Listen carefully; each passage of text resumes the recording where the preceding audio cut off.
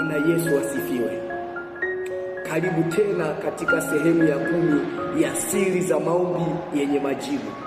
Na leo tunaenda kuangalia siri namba 9 ya maombi yenye majibu, ni kuwa na moyo wa shukrani au kushukuru mbele za Mungu. Walio wengi wanapenda kushukuru baada ya kutendewa, na walio wengi wanapenda kushukuru ile baada ya kuona tu jambo limetokea. Lakini tunakumbushwa kwamba tunatakiwa kushukuru hata kabla hatujayaona matokeo ya yale tuliyoyaomba. Lakini pia tunatakiwa kushukuru hata katika madogo tulionayo, au hata katika kile ambacho Mungu ametutendea, ametupa katika maisha yetu.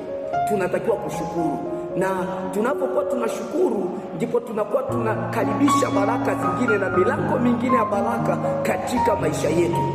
Naomba tusome Biblia katika kitabu cha Luka sura ya 17, tutaanza mstari wa 15. Biblia inasema, na mmoja wao alipoona ya kwamba amepona, alirudi huku akimtukuza Mungu kwa sauti kuu. Akaanguka kifudifudi miguuni pake, akamshukuru, naye alikuwa Msamaria. Wakati Yesu akiwa duniani, kuna wakati aliweza kuwaponya watu 10 kwa wakati mmoja, na kati ya wale 10 mtu mmoja tu, naye alikuwa ni Msamaria, ndio aliyerudi miguuni kwa Yesu. Alirudi kushukuru, alirudisha sadaka ya shukrani mbele zake, akaweza kumshukuru. Lakini kutokana na shukrani aliyoifanya, aliweza kupata zaidi ya kile kitu alichokiomba, au zaidi ya kile alichokipokea. Yesu alimjibu ya kwamba amesamehewa dhambi zake. Kwa maana hiyo tunajifunza kuwa kutokana na shukrani tunazozirudisha mbele za Mungu kunaweza kukasababisha matokeo makubwa katika maisha yetu.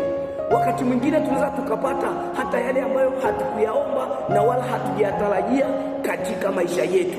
Mungu akatupa, akatubariki. Kwa sababu gani? Kwa sababu anakuwa ameona ule moyo wa ndani, moyo wa shukrani, kwamba sisi ni watoto ambao tunathamini hata kidogo ambacho Mungu ametupa, na bado tuko tayari kumshukuru. Kwa maana hiyo, Mungu kwa kigezo hicho anaweza akakubariki, na anaweza akakuinua na akakutendea na akakupa hata yale makubwa ambayo ulikuwa hujayafikiria katika ufahamu wako, na wala ulikuwa hujayaomba katika maisha yako.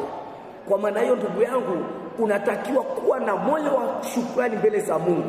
Utakapoomba, kabla Mungu hajakujibu, amini ya kwamba umepokea, na mshukuru mbele za Mungu. Shukuru, kwa sababu kwanza shukrani, moyo wa shukrani unaleta amani ndani ya moyo. Mtu ukiwa na shukrani, au ukiwa ni mtu wa kushukuru, huwezi kuwa mtu wa manunguniko. Kwa maana hiyo, moyo wako unakuwa na amani, na unakuwa na nguvu ya kusubiri hata yale matokeo ya kile ulichokiomba. Mungu ataweza kufanya mambo makubwa katika maisha yako, atakutendea mambo makubwa pale ambapo unaonyesha moyo wa kushukuru katika maisha yako.